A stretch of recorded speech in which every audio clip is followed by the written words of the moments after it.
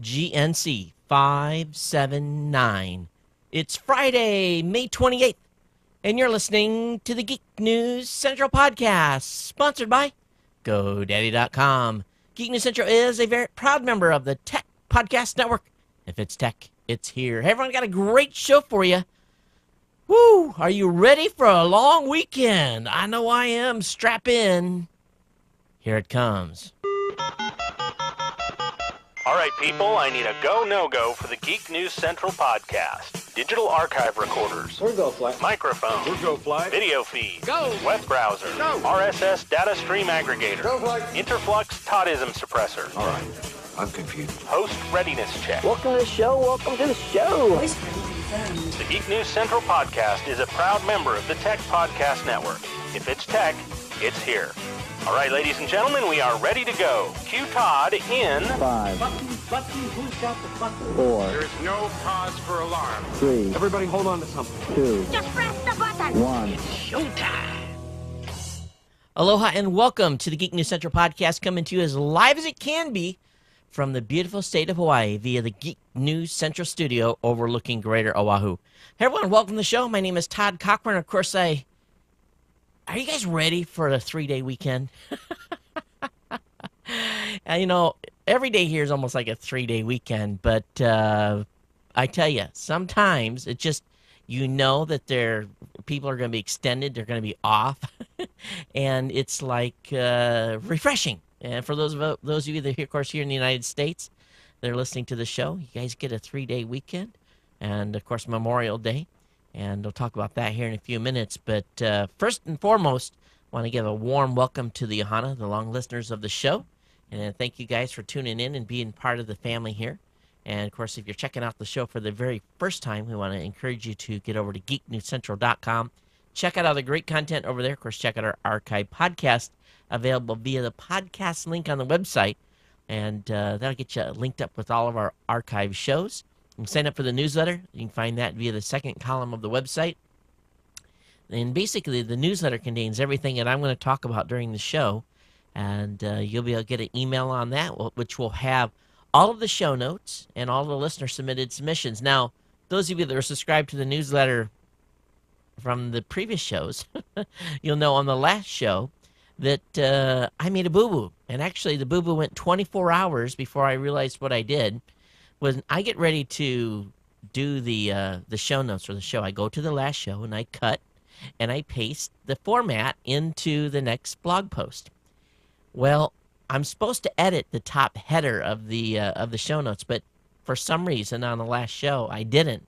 So I published the show with the previous show's header, and that's what went out in the newsletter. And I woke up the next morning and I'm kind of lounging around here, and I open up the website and I'm like, that's not what I was supposed to say on the previous night's show notes.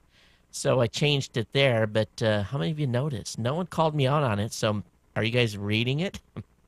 But anyway, get signed up for the newsletter, and it will contain all the stuff that I'm going to cover tonight, which is a pile of stuff. I have a huge list of tech content to talk about tonight. We'll get into that here in a few minutes. Of course, subscribe to the show. You can do that by, basically subscribing via Zoom, iTunes, or your favorite podcatcher via an RSS feed. And all that data is right there in the front of the website. By subscribing, you'll never miss a show. And the best thing about it is you can walk away with it, already downloaded into your portable media device and consume it on the way to work, on a bus, while you're walking, while you're exercising. An hour and 15 minutes of tech fun twice a week to absolutely get you caught up on what's going on in really in the world of tech. So we want to, of course, encourage you to watch. If you have a Roku device, watch us on the Tech Podcast channel over on the Roku device. And also, if you have Boxy hacked into your Apple TV, feel free to tune us up on Boxy as well. And watch us on the web, YouTube, wherever you may want to watch. You can watch the content or listen.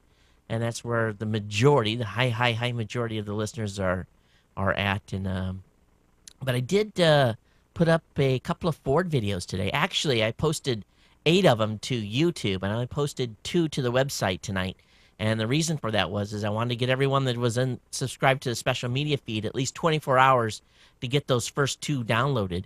And before I started shoveling a bunch more in there. So if you haven't subscribed to the special media feed before, please do so today. Or if you're already subscribed, it's probably been a while since any new content has came in there. So just make sure you check iTunes to make sure that it hasn't, held up and not downloaded. The first two videos are up. But I'm really I was having fun with the videos last night. You guys can see here, those of you on Ustream can see the actual web picture here. And I've got the video for the Ford concept video. I'm actually going to run this for just a second. And actually, I had recorded this and put this up in HD. And let's see if I destroy the bandwidth here. So got our nice little logo going, and then a little intro music. You guys may recognize this from CES. But the video on the Ford concept car, the Ford Start, was more of a, and I won't continue this here. It's going to be over the talkiness. But it was, the vehicle was one of a kind, and had just gotten back from the Beijing Auto Show. And cute little car. I'd love to have one. Looks like it would just go about 150 miles an hour. It's moving, standing still. It really is.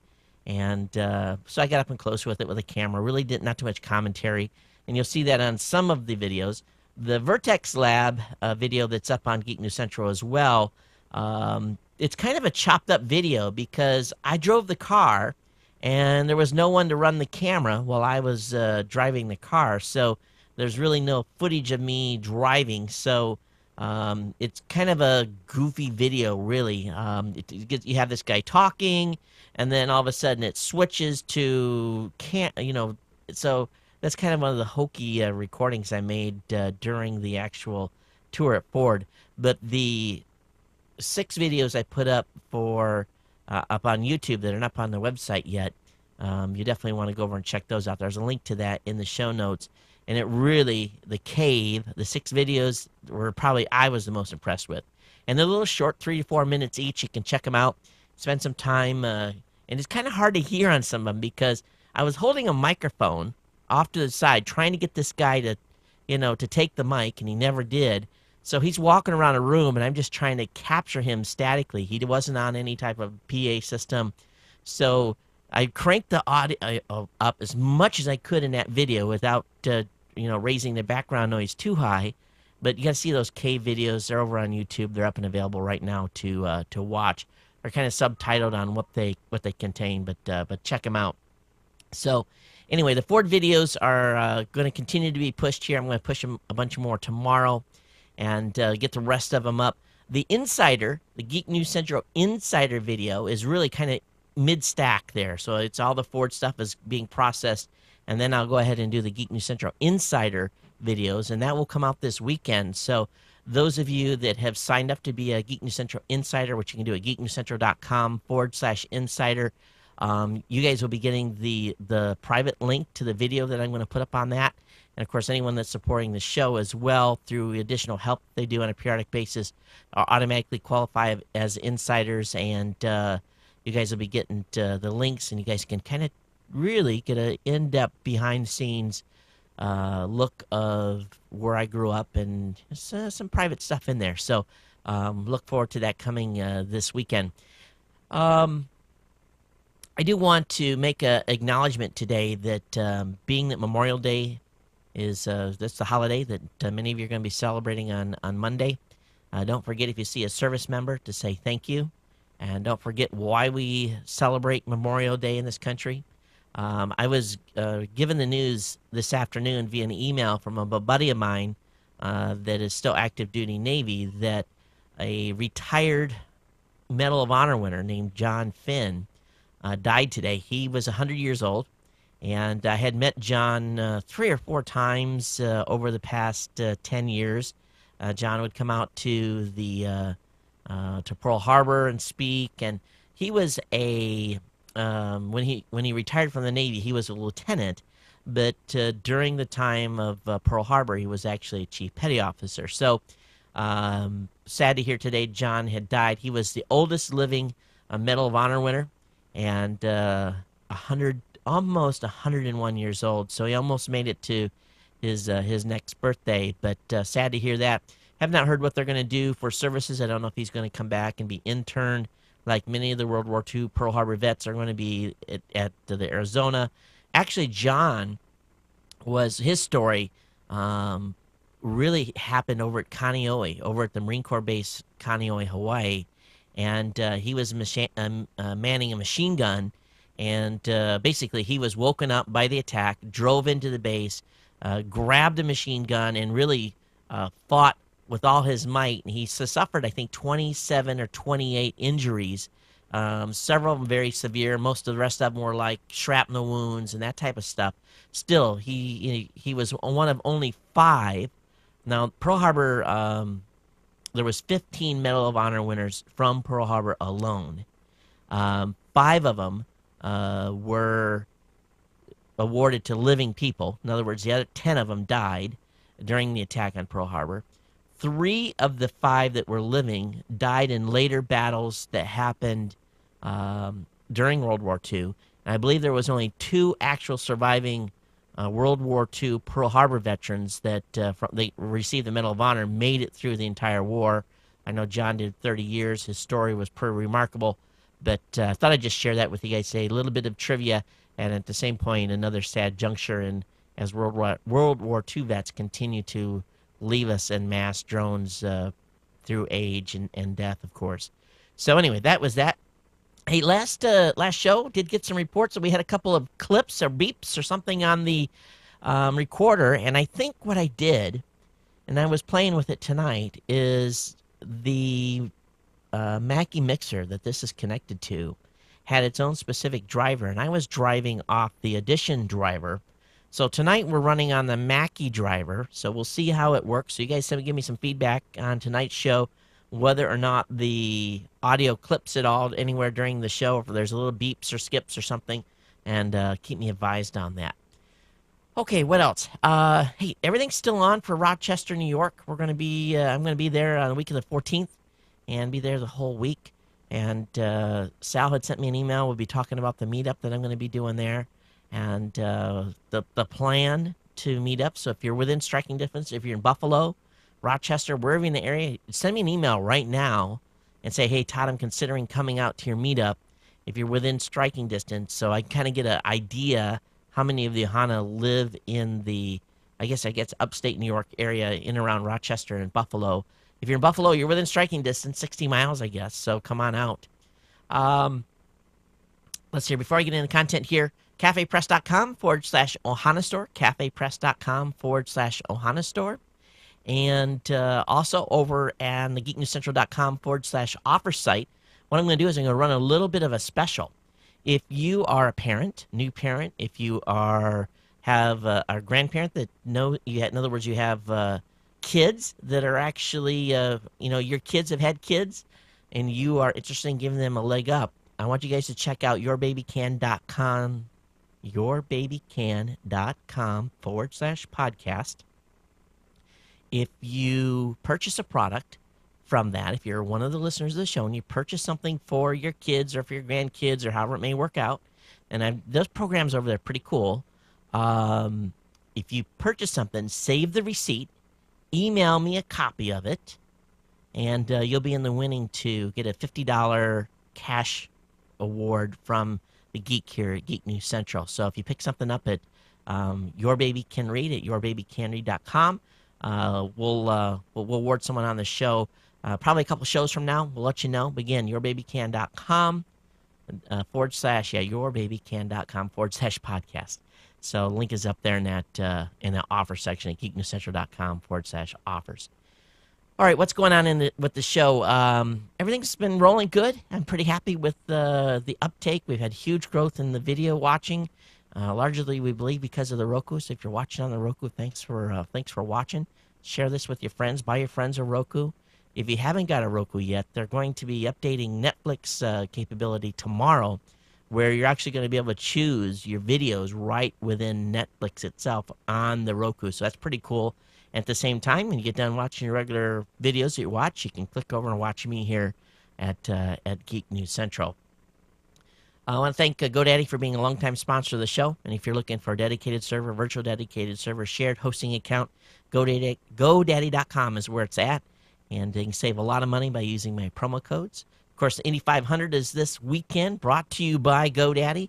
They're a sponsor over there. So many of you probably gotten coupons from GoDaddy. Don't use those coupons. Use mine. Todd20 will save you 20% off on a one-year shared hosting account.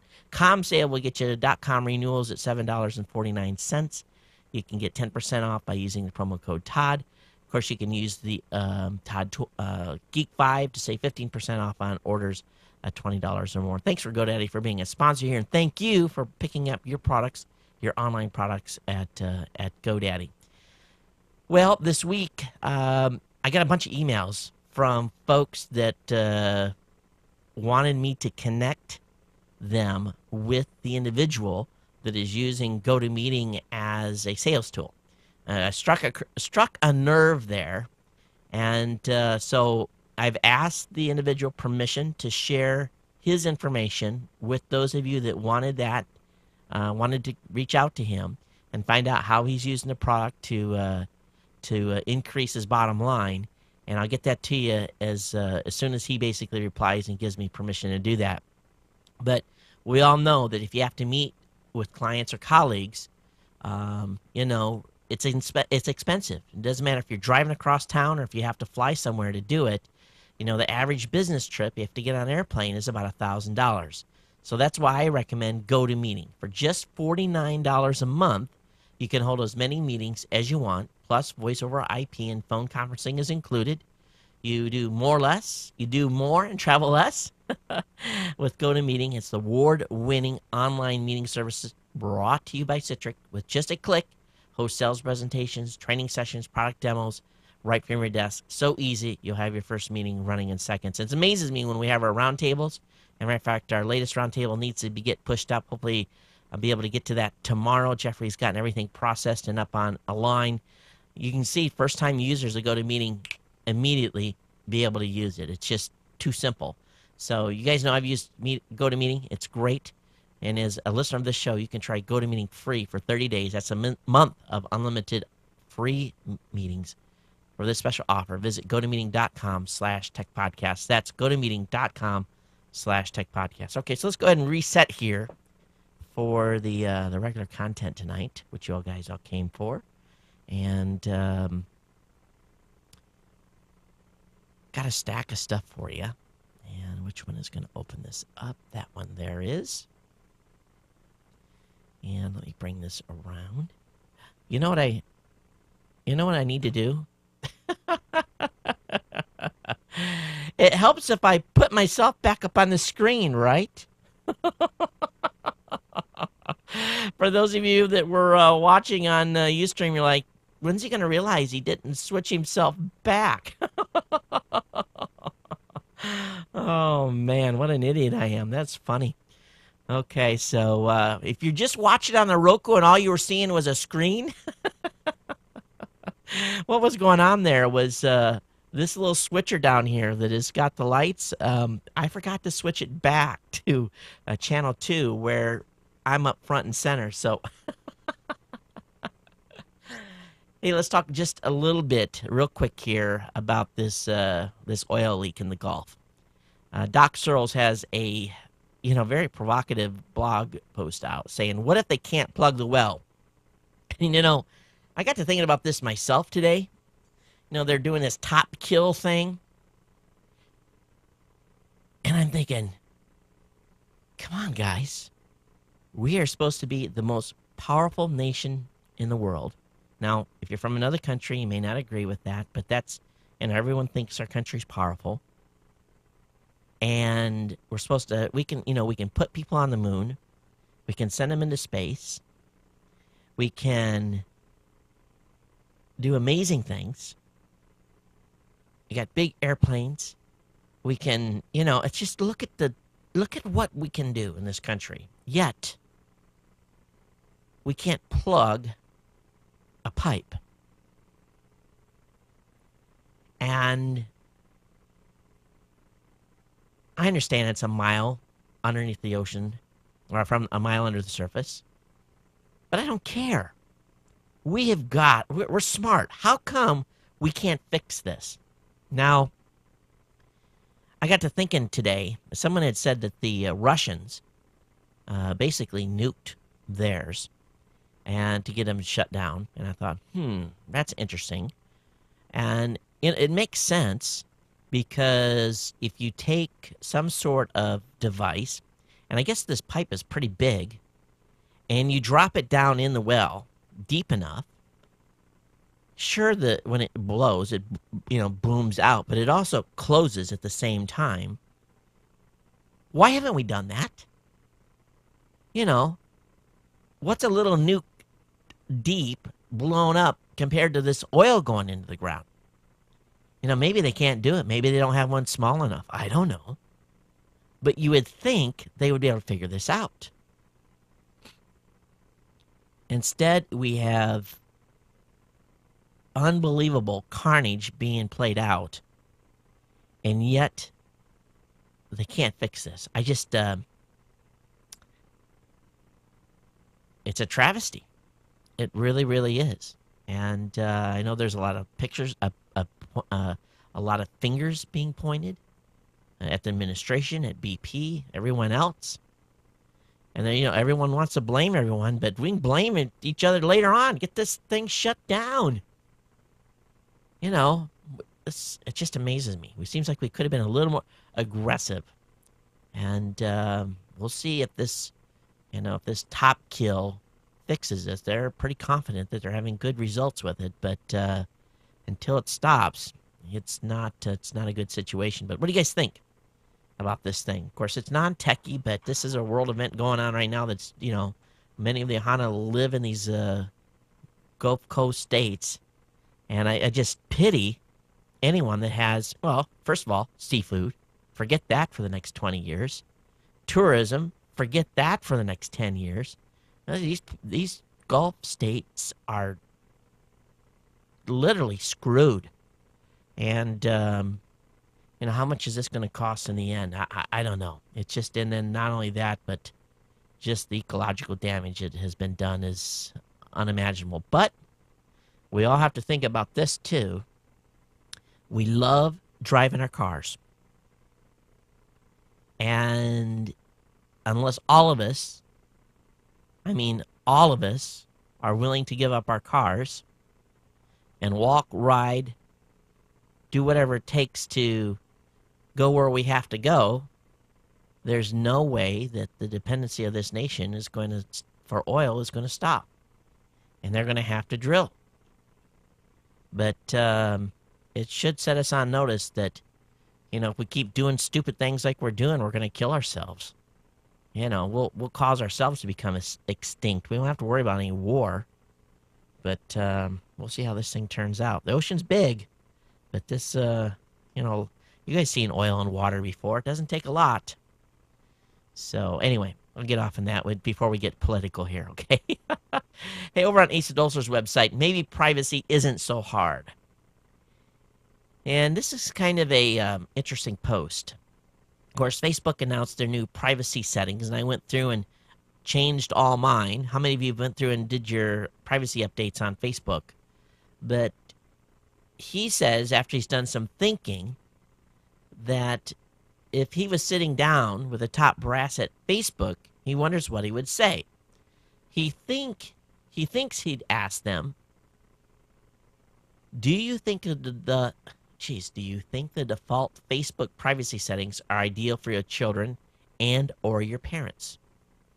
And if you polled a representative sample of Facebook users and asked them to describe what of their Facebook experience was available to their friends, networks, and all Facebook users of the whole internet, how close to the truth would they get?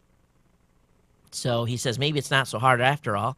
Maybe it's just a matter of asking the right questions about privacy and making sure the answers are implemented in the product. Well, I went through the Facebook privacy settings, and there's like 6 different legs that you have to make like 7 or 8 different choices in each leg. I was like, you have got to be kidding me. Do you want your friends to see it? Do you want your friends' friends to see it? Do you want the whole world to see it? Do you want no one to see it? I mean, there's like multiple choices on multiple questions in multiple categories. No wonder they've got a mess. And all this sharing with different companies. Do you want to share your info? No. Well, this might be a bad experience. How many of you are happy with the new Facebook privacy settings? Have you went in and looked? Have you seen what they've done? Love to hear from you guys. Voicemail hotline's open 24 hours a day, 619-342-7365. Of course, emails can always happen at geeknews@gmail.com. All right, proposed bill would require IDs for prepaid cell phones. I think this is a good idea. Senator Chuck Schumer and Senator John Cornyn, Republican of Texas, and this is, of course, Chuck Schumer is a Democrat, have proposed a piece of legislation that would require consumers to present an ID before purchasing a prepaid cell phone. In other words, they put you into the database that is your phone. Because what happens is these individuals that want to do harm upon this country buy these prepaid cell phones. They can use them at will. And when they don't want to be tracked anymore, they throw them in the trash. Or they use them, and they're used in executing a detonation of a bomb. You don't know who owns it. So prepaid phones, in most countries now, you have to show an ID. You go to Japan, you want to buy a prepaid phone, you show your ID. They write some information down on it, or your passport, and they know who bought the phone. Now, that isn't to say people can't use fake IDs, but I think the proposal is overdue because we know that drug kingpins, gang members, terrorists have been able to stay one step ahead of the law by using prepaid phones. And when you see someone with a shopping cart of prepaid phones, does that make, and I've seen this before, I've seen an individual and you look at the individual like, why are you buying a shopping cart full of prepaid phones? You're looking at the individual and you're like, and you kind of get that feel, you're kind of like, what's he using? He'd probably use them for 2 or 3 days, throw it away. And interesting. Anyway, what do you guys think? geeknews@gmail.com. All right, we're getting ready to have Sprint EVO 4G available. And we know that Sprint is going to be charging a $10 premium for a data add-on. But it appears that a quick app, which is going to be giving you quick video chat, in other words, you can do video chat back and forth between two individuals that have the phones, may have to pay an additional $5 a month for that access. Now, this is, of course, being reported by the folks over at Engadget, but we all could understand the premium add-on for the 4G, but we're not for sure at this point if you're going to have to pay additional money to do video chatting. So that's kind of in play here. We'll keep you advised on this, but it's pretty cool. Skype video calling is available, of course, on this HTC EVO 4G, and the quick live video as well. So if anybody has gotten their hands on one of these, love to hear what you're thinking about it. All right, ABC had sent out a consumer survey to a number of people, and accidentally in the survey was some actual screenshots of proposals where ABC is considering a new monthly online streaming video subscription fee that would offer unlimited streaming for select ABC programs. And basically, here's what you're going to get. Now, you guys know what you're getting free already, but if you pay, you're going to get, you're going to be able to see, you're going to have to pay strictly through ABC. You're going to get 5 previous episodes and full seasons for some shows, like Dancing with the Stars, Desperate Housewives.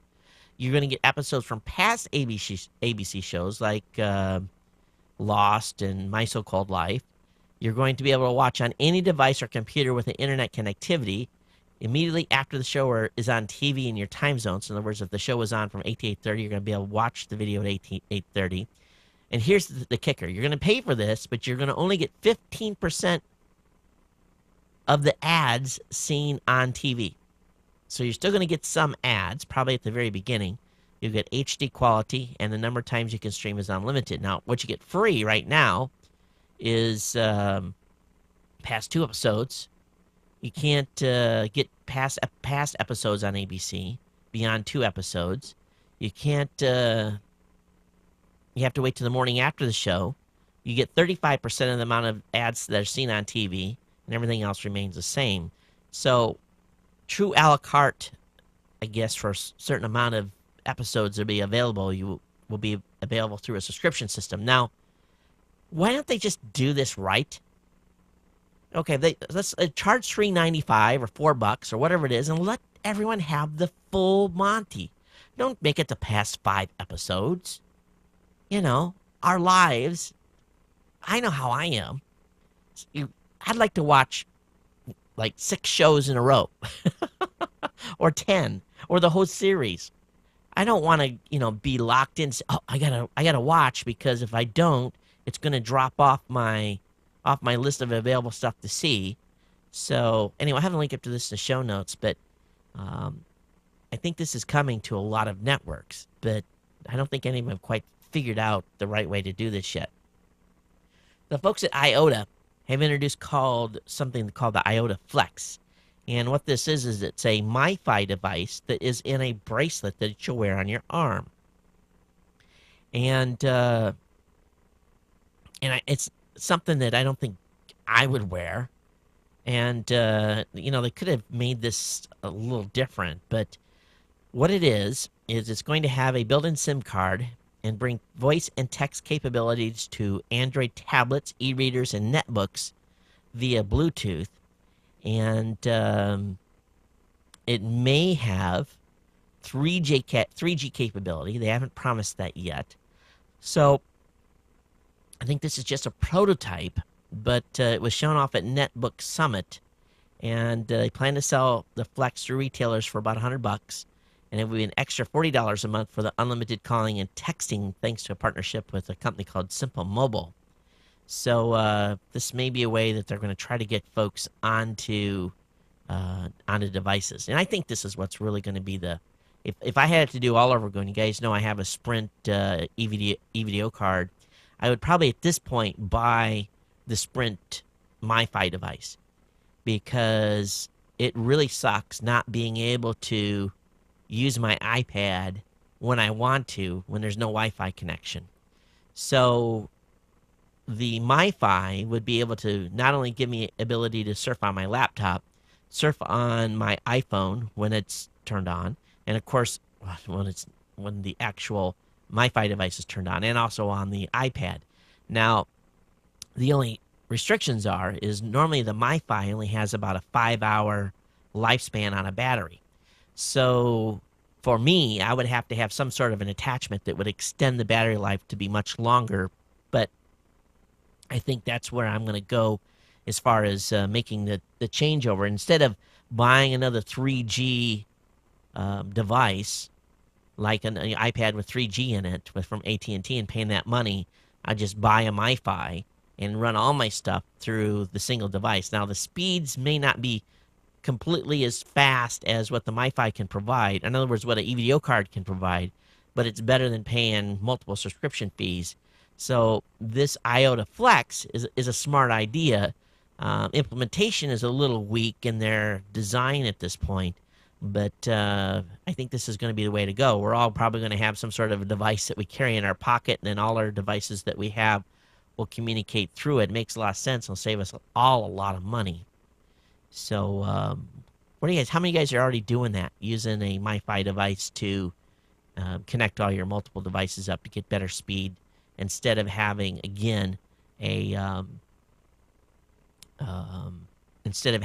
multiple EVDO cards or 3G cards built into the devices? geeknews@gmail.com.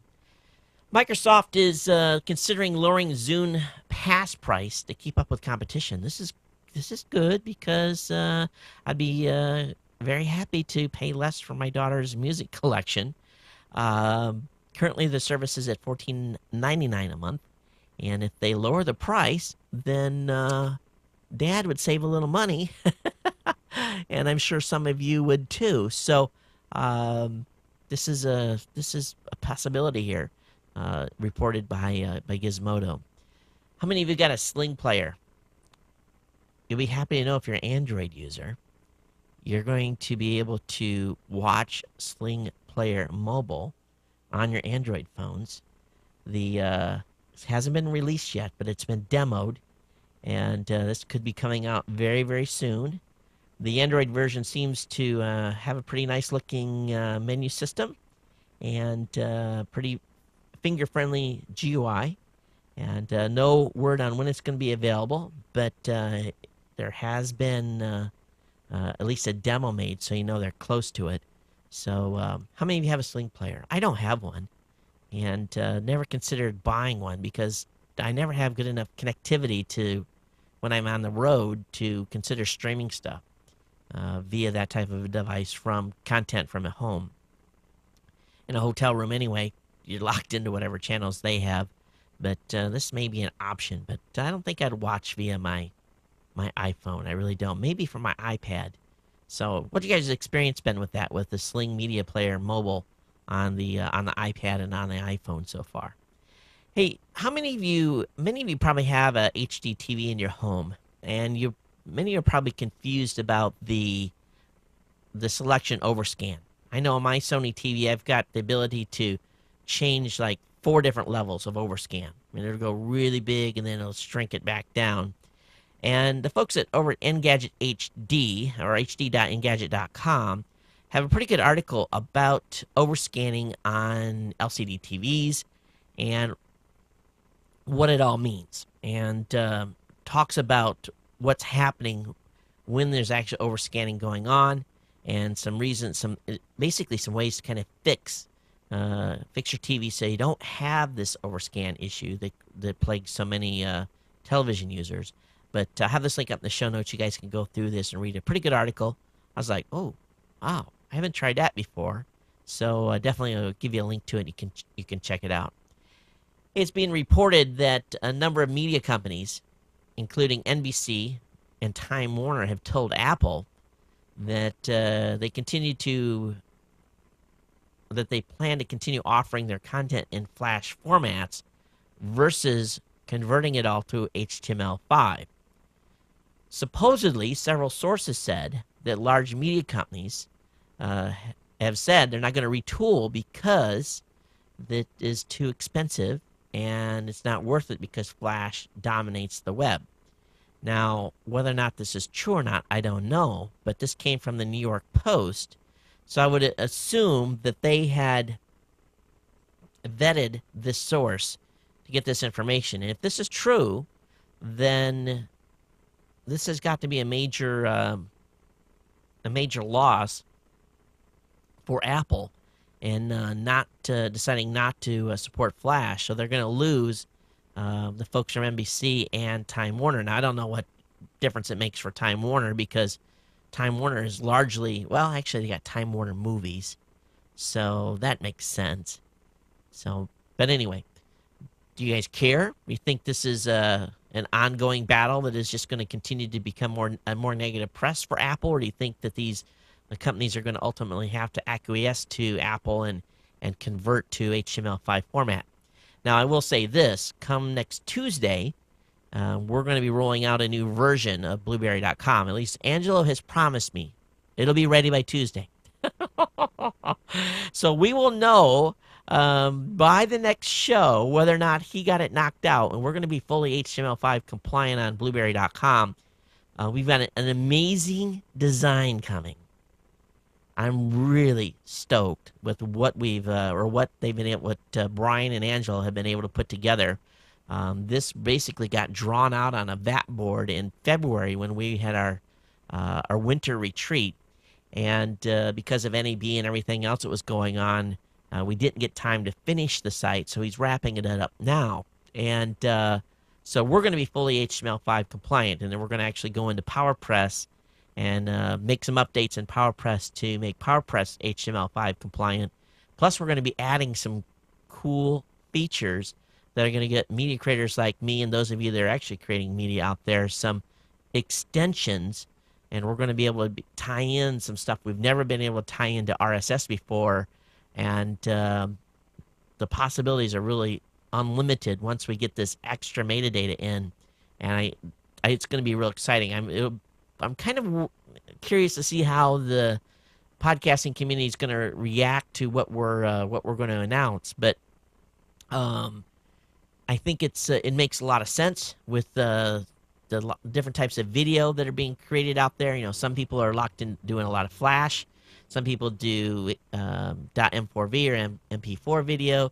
A lot of folks are, don't make their videos compliant. It's just there's all kinds of different meshes in work, and we really are working to make it so that it's seamless for the content consumer. So when you go to at least to our websites, and you want to watch a video, doesn't matter what browser you have open, it'll be quick, easy to watch, and a fun experience.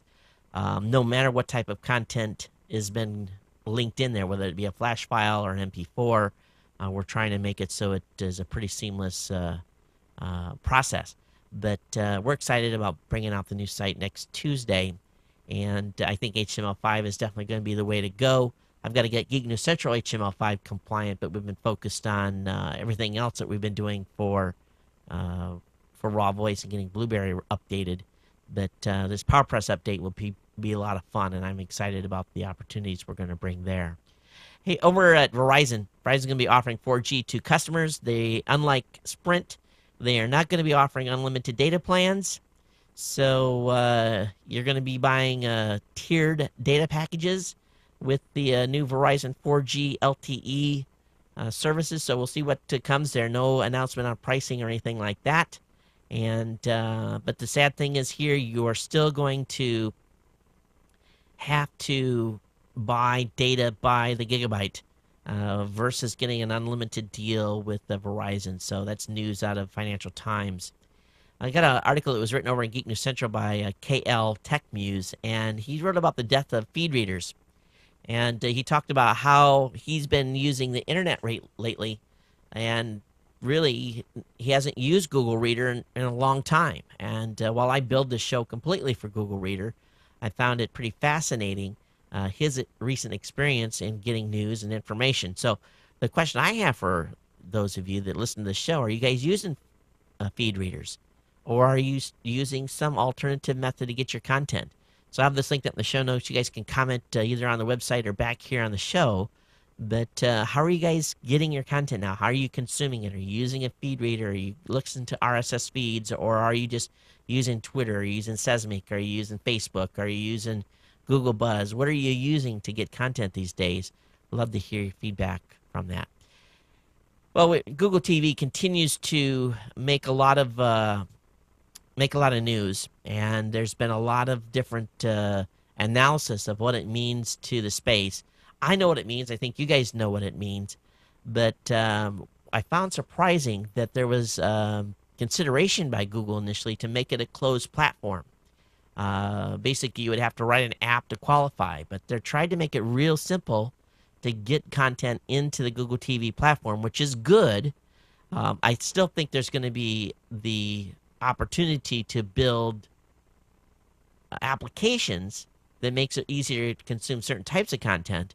But I'm excited to see what they come out with Google TV. I can't wait till they roll some of the devices out. But we'll see what happens. But I just was pretty shocked to read that they had initially considered it to be a closed device. And thank goodness that they kind of came around on that and opened it up.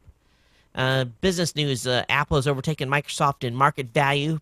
As of Wednesday's close of trading, Apple was valued at $222 billion, while Microsoft was worth $219. Of course, it all depends on where the share stock price ends at the day. So I'm sure this will continue to go on for a long while. But, from basically, Apple almost was done. They had an infusion of $150 million of cash from Microsoft years ago when Steve Jobs came back to basically keep the company rolling. They were almost out of money. From going from that to where they are now, you have to, no matter if you're a fanboy or not, you have to applaud them. So we'll see what happens over the next 10 years or so. Hey, Google Buzz has rolled out a feature called Reshare. And so it's kind of like the retweet button, but it's called reshare. So if you want to put a reshare button on your website, you can do so. You got to go over to Google Buzz and pick one up for your account and put it up on your website. It's also built into the actual Google Buzz area. I was in Google Buzz yesterday. There's not too much buzz going on in Google Buzz. How many of you are running a business and are using a third-party company to handle all of your HR?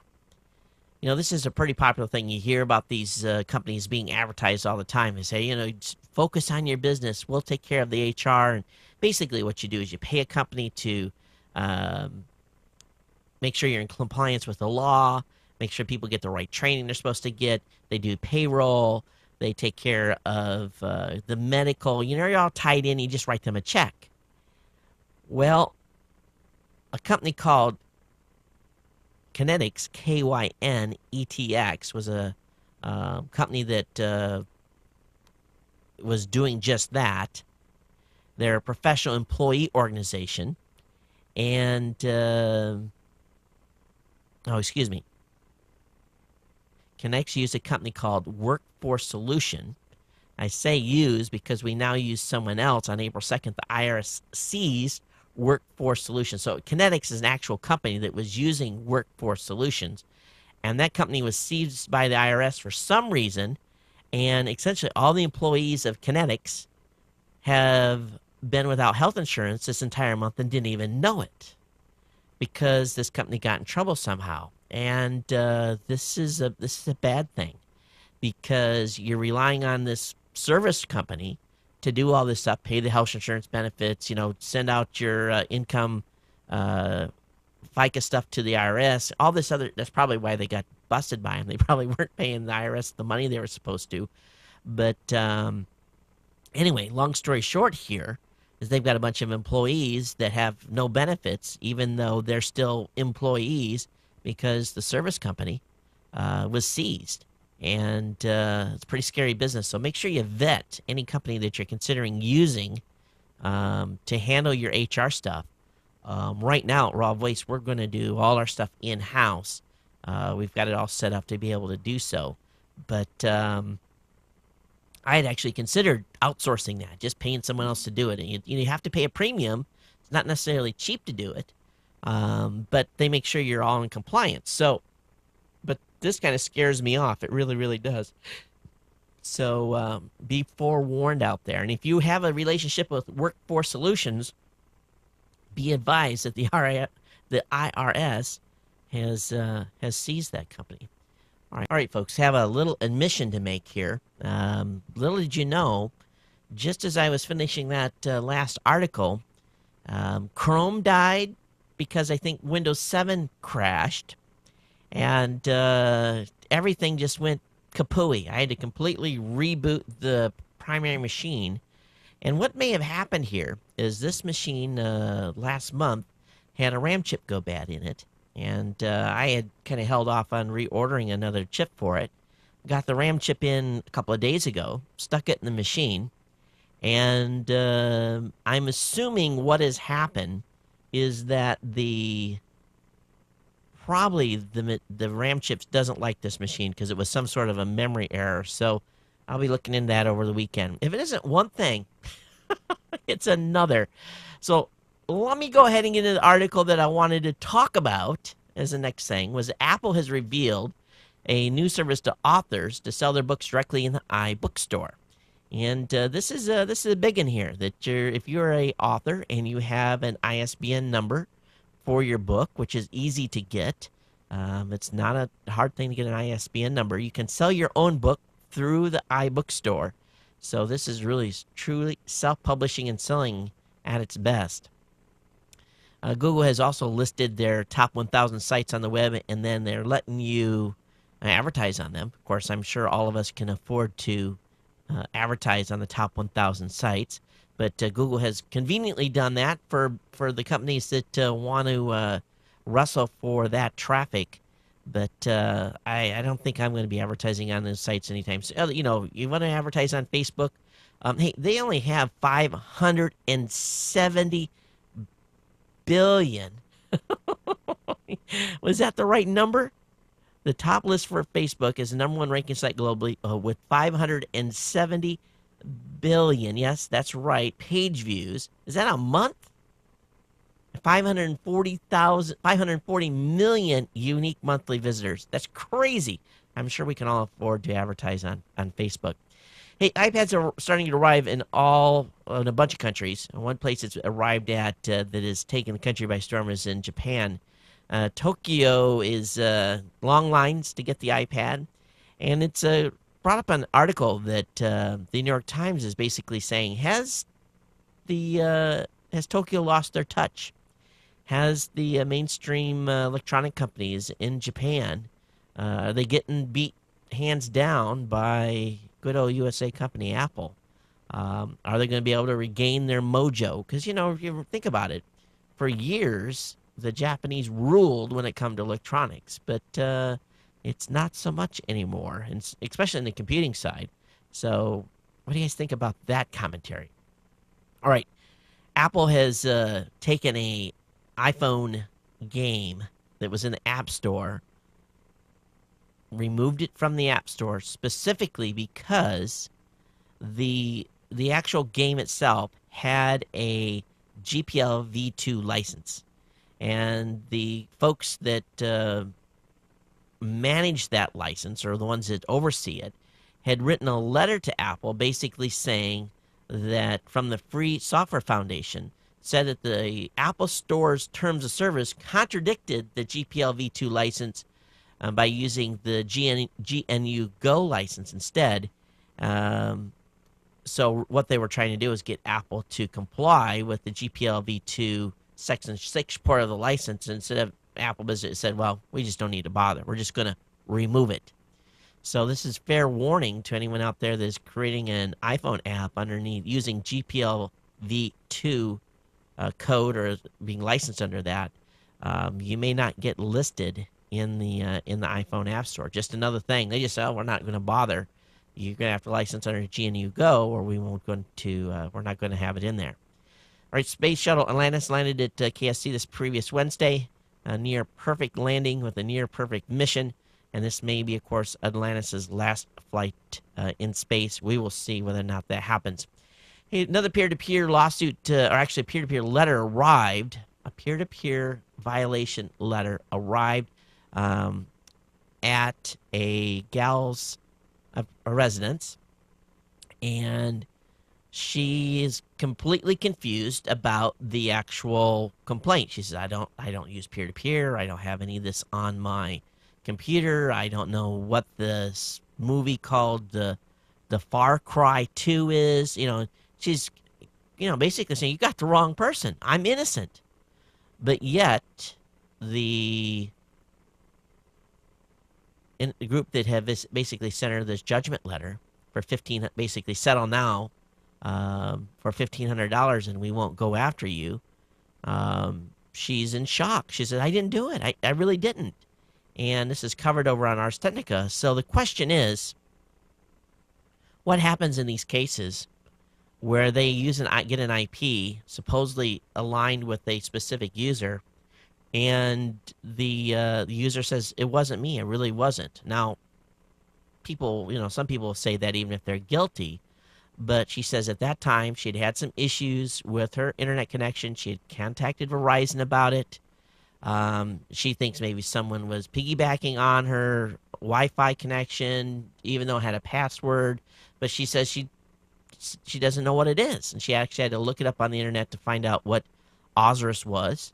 And yet she's at a dilemma now on whether or not she should pay the $1,500, even though she feels she's completely not guilty, or risk going to court for higher statutory damage. And this is the issue with these basically these demand letters. So what do you guys think? What do you guys think about, here's a lady who says, I'm sorry, I didn't do it. I really didn't do it. And, based on the history of these actions, we know that people largely lose and end up, having a lot of money being, impacted for hundreds of thousands of dollars. So, what would you do? You got one of these letters and you're truly not an infringer. I'm thinking to myself, what would I do if I got a letter and I knew I wasn't infringing? I would have a hard time reconciling whether or not just to pay them off, even though I wasn't guilty, because based on what I know, fighting them is really a non-winning solution usually. So I'm kind of curious what you guys would do. Geeknews@gmail.com. Voicemail hotline 619-342-7365. Now, shifting gears here a little bit, Wisconsin Senator Herb Kohl, and this is you guys know the coal. I guess they don't have them here in Hawaii, but I know they're in the Midwest. They're basically a chain of stores. Anyway, so many of you have been to a coal store. Anyway, this is the same guy that I guess is the owner of that store chain. He has basically called out the Comcast/NBC deal. He says, and this is, of course, the Comcast wants to buy NBC, and Cole's concern is that the over-the-top internet-delivered video poses a serious challenge to the existing business model of cable companies like Comcast. He's demanding if Comcast acquires NBC and take over NBC's 32% stake in Hulu, he says the company might be tempted to cripple the service or weigh it down with enough conditions to make sure people stick with the expensive separate cable subscription. So what he wants is that he wants Comcast, if they acquire NBC, to disassociate themselves with Hulu within a year and have no control of how it is distributed, regulated, and so forth. He says Comcast should be forced to divest of NBC stake in Hulu within 1 year of the acquisition. In addition, he wants a requirement that Comcast not seek to prevent or coerce programmers from keeping their content off internet websites or internet distributors as a condition of carriage on Comcast. See, this is what's coming, folks. The internet or the TV, the digital cable providers are going to start be pressuring these online websites saying, or the actual channels that are bringing content to say, hey, you got this content all over the web. We're not going to distribute you on our cable network. You have to remove all that on the web so that the only place that people can get this content is through us. That's what cable companies are going to be doing, because if they don't, they're going to be in big trouble. So I think he's right on here. So I'm going to applaud this guy for his actions. This is a great article. This is probably one of the better ones of the night. Report as well that Android tablets are not ready for prime time. I saw an Android tablet at CES, and it was pretty good at the time, but I didn't get a lot of time with it. I didn't get to touch it. But the Tegra 2 tablets were available at the Netbook Summit earlier this week, and down in Birmingham, Alabama. And some folks went down there and played with it, and their response is, it is not ready. It is buggy, buggy, buggy. So we'll see what happens. I'm sure with time this is going to help, but he thought that they should have never showed the tablet with Android running on it just because it was that bad. So we'll keep your eyes peeled on other reports on this. Hey, 1 in 6 cell phone users suffer from bill shock. A study done by the FCC, actually commissioned by the FCC, but done by the Princeton Survey Research Associates Group, interviewed 3,005 Americans. They said 17% of them said that their cell phone bills suddenly increased even though they hadn't switched plans. 84% said those in bill shock category reported that their mobile service did not contact them even as they verged on exceeding their call, minute, text, or data plans. 88% said they received no message from their carrier after the sudden increase. 54% of personal cell phone consumers knew they would have to pay an ETF if they quit, but 18% disclosed that they did not know about the fee. 21% of home broadband customers were aware of the ETF condition attached to their plan, but 38% were not.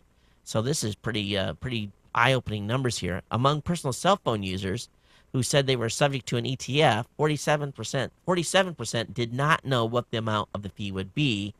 And for home broadband users who said they would have to pay an ETF, 64% did not know what the amount of the fee would be as well.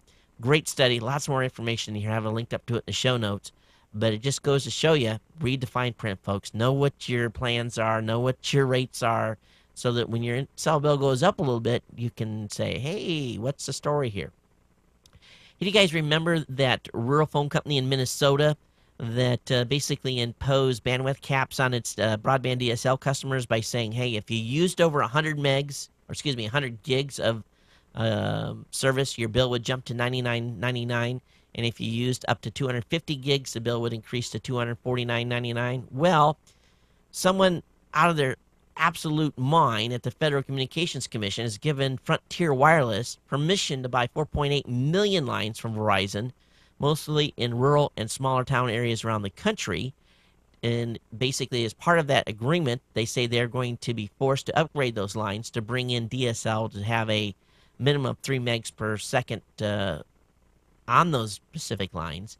And they'll be able to implement this same asinine billing plan to those 4.8 million lines now owned by Verizon. So if you are getting acquired by this company, Frontier, you know what you've got to be looking forward to. Of course, again, those 4.8 million lines currently don't have DSL. They have just dial-up. So maybe those users don't care. All right, the Apple iPad is, I already talked about that. It's a double article. And let me go ahead and skip this one. YouTube today opened up its moderator tool to all users. I haven't dug into this too much. They were demoing it a little bit. But essentially, you can do polling. You can get live feedback, or actually real-time feedback on it. You can do polling. Pretty cool stuff. I'll have a link up to it in the show notes on that for those of you that are posting videos to YouTube. And over on at PC World, they're announcing that Symantec has promised safer surfing with Norton DNS. Norton today, or Symantec announced Norton Everywhere. And they're saying it's a new approach to security that abandons the traditional PC-centric model and takes a more holistic approach to delivering security across all internet-enabled devices. It says Norton DNS, a component of Norton Everywhere, provides alternative DNS servers that can be used by any connected device for a faster and more secure surfing experience. So basically what they're going to be doing is, they'll have a list of IPs that are bad, so they're not going to let you go there. We all know that there are other public DNS services out there available, OpenDNS, and of course Google's public DNS. But Symantec is taking a pretty wide approach here by actively promoting Norton DNS for non-PC devices, and that's a big difference here. Now, I don't know how it's going to be implemented, whether or not you're going to have to subscribe to it to use those DNS servers or not, but Norton Everywhere is the name of the product. I'll be digging out and see if I can find some more pricing information on that, but primarily for devices non-PC based, so we'll see what happens. A scramjet-powered United States Air Force aircraft hits Mach 6, and I looked at this video, and if they're calling this an experimental aircraft, it's very close to, I looked at it and said, that doesn't look like an airplane. That looks like a missile. But anyway, the United States Air Force X-51A Wave Rider, an experimental aircraft, has set a new record for hypersonic flight, hit Mach 6, 3,550 miles per hour, and it flew for 3 minutes and 20 seconds, and then for some strange reason, they purposely put it in the ocean. Oh, why did they do that? I don't understand that. They got this piece of hardware, and then they're just going to let it drop into the ocean? This is a hypersonic scramjet. So this is a big deal because the scramjet burn was for 3 minutes and 20 seconds. And most of their previous attempts at this, either the aircraft or the device detonated or blew up within the first few seconds of flight. So they're pretty happy with this results for those of you following stuff in the aviation space. Microsoft has got a guy that specifically is tasked with destroying IE6. In other words, his job is to get as many companies and groups off as IE6 as possible. Microsoft wants IE6 sunsetted. He wants it gone. They want no longer any companies using IE6 and want them up on a more current browser, good luck with that. I think if the first place they're gonna have to start is like DoD and places like, because I know they're using old internet browsers. Most government agencies, good luck getting them off IE6. Now, in the Dumber and Dumber category, last article of the night, suggestion. When trying to quash a subpoena to reveal your identity, don't use your real name. Comcast notified its subscriber, Mr. Samoko of Worldwide Film Entertainment. Comcast notified its subscriber in the case, a Mr. Samoko of Worldwide Film Entertainment's effort to learn of his identity. So, and here's the part that's a little bit funny, or actually very funny. Mr. Smiko filed a motion to quash the subpoena using his real name. The court denied the motion to quash, and the basis for denying the motion is a kind of an aside. The motion to quash phase was not the right time to challenge the venue or knowledge of the infringement, but because he used his real name, the company now knows who he is. That's smart. All right, no voicemails tonight. Let me go ahead and get into the email, see if I can load email here without this thing crashing on me. Weird show tonight, all over the place. All right, let's load the comments here. Got an email here from Sal. He said, hey, Todd. Rochester has its own version of the plate lunch with fries, mac salad, and choice of hot dogs or hamburgers. It's good for lunch, but, well, for dinner, I would look at Dinosaur Barbecue or maybe the Distillery, a kind of sports bar. Sent from my iPhone. Cheers, Sal. Sal, plate lunch in Hawaii is good. Fries, mac salad, and a choice of a hot dog or a hamburger, that doesn't get it for a plate lunch here in Hawaii. When you guys come to Hawaii, you got to get plate lunch. We've got about 100 or 200 different kinds. I don't know if I've ever seen with a hamburger on the menu, but maybe. But anyway, thanks for letting me know about Rochester's plate lunch. And actually, I'd gotten a text from Brian, who actually has family in Buffalo and Rochester. He said, Todd, you got to check out the plate lunch in Rochester. So you're the second one. Got an email from Chucker Tom. Says, amazing Sony paper-thin rollable flexible OLED display has been announced. A prototype Sony organic light-emitting diode display is flexible enough to roll around a number 2 pencil. Next generation display technologies promises crisp, brisk, powerful images that don't require a backlight. So I have this link up in the show notes. You guys can check it out. Got an email here from Tim. He said, hey, Todd, I thought this blog post would interest you. It says HTML primer for the overwhelm. With Google and Apple strongly supporting HTML5 as a solution for rich application for the internet, it's become a buzzword of the month, particularly after Google's I/O. Given its host currency, though, it's not surprising that the term is starting to become unhinged from reality. So he's got a link here to a guy that is actually the team behind XJS and talks about HTML5 technology. It's a good one. Got an email here from Bam and Jeff. He says, hey, Todd, Google Analytics opt-out. He says, plus, so he gives me that link. He says, if you want to keep your search private, encrypt, keep up the good work. So he sent me that link. Got an email here from John talking about consumer watch issue. Consumer Watchdog urges State Attorney General to probe Google's Wi-Fi snooping. So I guess the Consumer Watchdog is a group that have called on state attorneys to investigate Google's Wi-Fi snooping in their respective states to determine what state laws were broken. In my opinion, Google, just delete the stuff and be done with it. You've said you're sorry. You said you goofed up. Delete it. But I don't think I think states are going to be digging for this information. Got an email from Craig. He said, hey, Todd, Craig here again to update you on the file share developments over in Europe.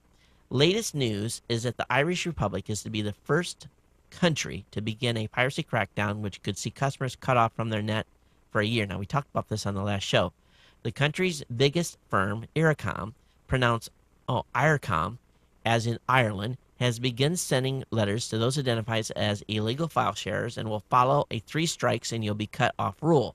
All is not quite what it seems, however, with the European Parliament talking about internet access as a basic human right, which directly conflicts with many individual European government positions who state that access is absolutely not a right and that intellectual property protection is. It says UK watchdog Ofcom is due to publish its code of conduct of how UK ISPs should deal with net pirates later this week. I'll forward details to you when I see them. So this is just going to get more ugly because the EU is going to say you got to do it one way. The country itself is going we're going to do it another. It's going to be ugly. It really, really is. Hey, Todd, thought I'd let you know we had an intermittent skip in your latest podcast. Total about 5 skips. It seemed to happen about every 15 minutes or so. Last one occurred at about 7 or 8 minutes after the fourth one. You can hear the fourth one of the skips at 57:57 in the file. Tom, we're going to, hopefully tonight we've got that fixed. Bama Jeff said, hey, Todd, Gizmo got another phone. It's time of Merle to Shadow. We'll have that link up in the show notes. Bama Jeff's got a link to a post about dating, how to irritate men. So I think that's it. Oh, Frank actually sent me an email too. He says, a Seattle Bass security firm says it needs just, we talked about this in the last show. It's basically the security firm said that they needed just a few hours to hack into the laptops that were being used by that school district and that, that spying case where basically the administrators were watching kids through their cameras. But he says tech-savvy outsiders could have commandeered the computers and watched students through their webcams. Scary stuff. And I guess that's it. Weird show. So I'm done here. And I have a bunch of editing to do. So thanks for hanging. Thanks for being patient. And if you have comments on the show, geeknews@gmail.com. Voicemail hotline 619-342-7365. Everyone be safe. Have a great Memorial Day weekend. Enjoy your camping if you're going camping. And, barbecue with friends and so forth. I have a massive honey-do list. So that's what I'm going to be doing here this weekend. And but it'll be a good time. Nonetheless, time with family and friends. And, of course, don't forget the real reason for Memorial Day. Say thank you to a service member if you see them, and veterans alike. All right, that's it. Everyone take care. Everyone have a great weekend. We'll see you on Monday. Aloha.